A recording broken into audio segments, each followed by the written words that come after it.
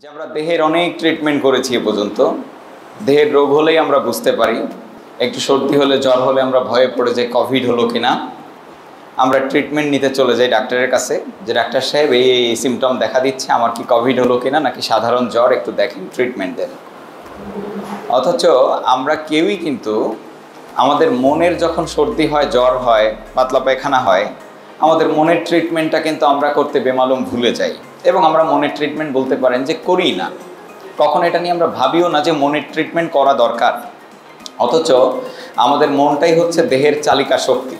আমাদের সাকসেসের মূল জিনিসটা হচ্ছে মন, অর্থাৎ ওইটা হলো আপনার বলতে পারেন ইঞ্জিন, আর বাকি যা কিছু আছে এটা হচ্ছে বডি। এখন ইঞ্জিন যদি ঠিক না থাকে, বডি যতই শক্তিশালী হোক, কোনো লাভ আছে? অথচ এই জায়গাটাতে আমাদের অনেক বেশি কেয়ারলেস স্বভাব। আমরা মনটাকে কখনো উজ্জীবিত করতে চাই না। মোবাইল যেমন চার্জ শেষ হয়ে গেলে আমরা যেটা করি, যে সাথে সাথে কারেন্টের একটা সোর্সে প্লাগ ইন করি, চার্জ হয়ে যায়, আমরা সেই চার্জ দিয়ে আমাদের কার্যক্রম চালাতে পারি। ঠিক মনটাও কিন্তু ডিসচার্জ হয়, এবং বলতে পারেন মনটা নিয়মিত ডিসচার্জ হয়। একটু খেয়াল করে দেখেন, আপনারা প্রত্যেকেই যে কয়দিন চলছেন এই প্ল্যাটফর্মের সাথে, যে কোনো সেক্টরে, যে কোনো রাস্তায়, আপনার মনটা কিন্তু ক্ষণে ক্ষণে ডিসচার্জ হয়ে গেছে, নানান রোগে আক্রান্ত হয়েছে। কখনো কখনো মনেই হবে যে আমার দ্বারা হবে না, কিন্তু যখনই মনে হবে যে আমার দ্বারা হবে না, তখন আপনাদের একটা কাজ হচ্ছে দ্রুত কোথায় চার্জ পাওয়া যায়।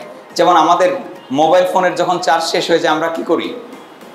সকেট খুঁজে বেড়াই, কোথায় ফটো আছে, আর নিয়ে ঘুরে বেড়াই, যে কি বলে চার্জার। চার্জার নিয়ে খুঁজে বেড়াই কোথায় আছে। আমি বহু লোককে দেখেছি এয়ারপোর্টে, ট্রেনে, বিভিন্ন জায়গায় শুধু ফুটো খুঁজে বেড়াচ্ছে। বলছে ভাই এই ফুটোটাকে একটু খালি করে দেওয়া যায়, আমি ঢোকাবো। হ্যাঁ, এখন যেই না বলছে হ্যাঁ আমার ঢোকানো শেষ, আপনি এবার ঢোকাই দিতে পারেন, তখনই ওখানে ঢোকাই দিয়ে চার্জ নিচ্ছে মোবাইলে।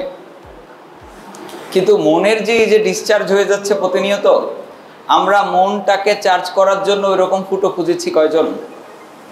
এবং আমরা যে মনের যখন রোগ হয়, আমরা তখন একদমই অসাবধান হয়ে যাই, এবং আমরা যে মনের ট্রিটমেন্টটা করব এটা আমরা একদমই ভুলে যাই, এবং ফাইনালি আমরা করি না। না করে যেটা হয়, ওই যে মোবাইল যেমন চার্জ না করলে ডেড হয়ে পড়ে থাকে, কাজে আসে না কোনো। আমাদের অসীম পাওয়ার আছে, প্রত্যেকটা মানুষের ভিতরে এত অসাধ্য পাওয়ার আল্লাহ তাআলা দিয়েছে, যে যদি একজন মানুষ তার শক্তির, এই যে ব্রেইনের যে শক্তি, এর মাত্র 7 to 8% ব্যবহার করে, সে হচ্ছে মহামানব হয়ে যায়। আমরা এই পৃথিবীতে যারা অনন্য মানুষ দেখি, তারা মাত্র 7 থেকে 8% শক্তিকে ব্যবহার করে, সামর্থ্যকে ব্যবহার করে। আর সবাই আমরা 3 to 4% শক্তি ব্যবহার করছি। এখন আমরা 3 to 4% ব্যবহার করছি, আমাদের মন ডিসচার্জ হচ্ছে, আমরা মন থেকে ভেঙে দুমড়ে মুচড়ে শেষ হয়ে যাচ্ছি, কিন্তু একটিবারের জন্য আমরা এটা ভাবছি না যে আমাদের এই মনটাকে চার্জ করতে হবে। কোথায় গেলে চার্জ পাবো আমি? দেখুন, আমি যখন নিজে আমার ভিতরে মনের শক্তি কমে যায়, আমি কিন্তু শক্তি খুঁজতে শুরু করি সাথে সাথে। কোথায় গেলে শক্তি পাবো? দেখি একটা ভিডিও, দেখি একটা ট্রেনিং করি, একটা বই পড়ি, দেখি স্রষ্টার কাছে আমি চাওয়া শুরু করি। কখনো কখনো সেজদায় পড়ে যাই, কখনো কখনো আল্লাহর কাছে চাওয়া শুরু করি, কখনো কখনো ধ্যান করতে শুরু করি, কখনো কখনো বই পড়তে শুরু করি, কখনো কখনো ভালো মানের ভিডিও দেখতে শুরু করি, কখনো কখনো আমি চুপচাপ নিরিবিলি একা একা বসে থাকি, যে মনের শক্তিটা আমাকে আনতে হবে।